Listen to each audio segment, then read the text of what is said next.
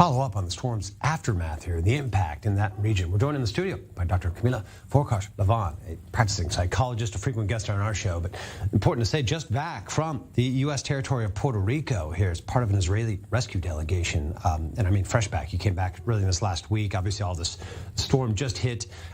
Briefly tell us about how you got there, the team you were a part of here, and you arrived, if I'm not mistaken, right on the tail end of the storm here. Right. So you were fresh into that impact zone. Mm-hmm. So for me, as we talked about it a little bit already before, I'm very still under impression, chewing on everything that I've seen. It was a huge learning experience for me, obviously. I actually volunteer with United Hatzala for, I don't know, sounds like 100 years by now. Right. And so I love them very much, but I think until I actually went there physically to something like this, I didn't realize the magnitude on the outreach, the magnitude on the assistance. And I know that we're all over the world all the time. Anything that, whatever happens, usually we're like the first ones out there. And very well equipped and organized. Israeli teams are known for that, for arriving and being very effective on the ground.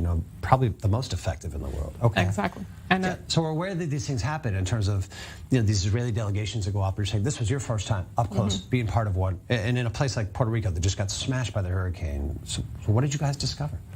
So first of all, we started going to the actual homes. I have to say also I was a little bit like, okay, because it was my first trip, I don't really speak Spanish. Like, how's this going to be? What am I going to really do, right? So it blew my mind, the effect that the person can have and the organization can have.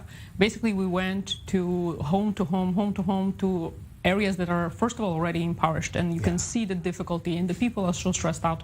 And you also have to understand the background on Maria. It happened just 5 years ago. They're so still reeling from that. Exactly. Right. They didn't really rebuild physically. Psychologically, they're totally in shambles, right? So, and a lot of people talked about that and started crying and were very stressed out, of course, because now all of a sudden, because it keeps happening again and again, so now their safety for the future is also pretty much gone. They're thinking like 2 days later. No security, mentally or physically. Exactly. Years. Exactly. Okay. And you talk about the impact on the ground. I mean, look, this is a U.S. territory.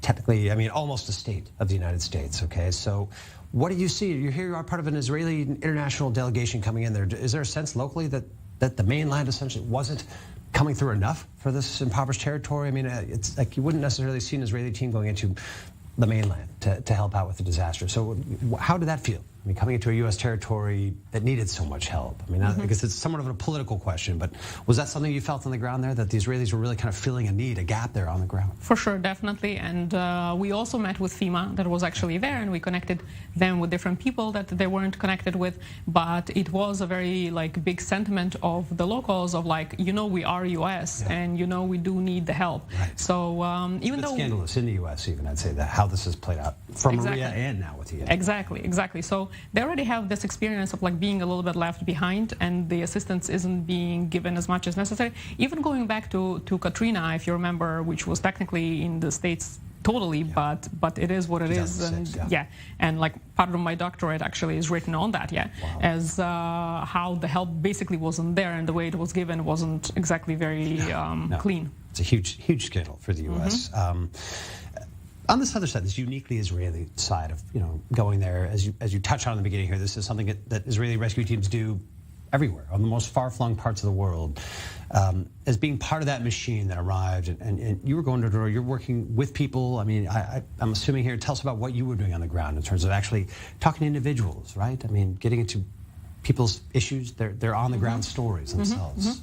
So it was very interesting because, again, you know me already for a while. I'm very smiley, very friendly. I really like people, Yes. So one of the people that actually worked in the hotel was like, "Who are you people? We're all in orange." I'm like, "Okay, pumpkin convention." So we told him who we are, and he's actually studying to be a medic. So we invited him to join us. He asked if it's okay, and we were like, "Of course, very much so." So he served as a translator, also someone that's local, and we involved many other local agencies, many other local people, including to go with us and to bring us into the neighborhoods that otherwise just won't let us in, because it's a closed neighborhood and suspicious for very good reasons, but also to translate. And so to answer your question, right, so for example, I was working with one lady and we went through different things and some tools and things like that. At one point she started crying. She says, I have goosebumps all over me, and the translator started crying too. She says, I also have goosebumps.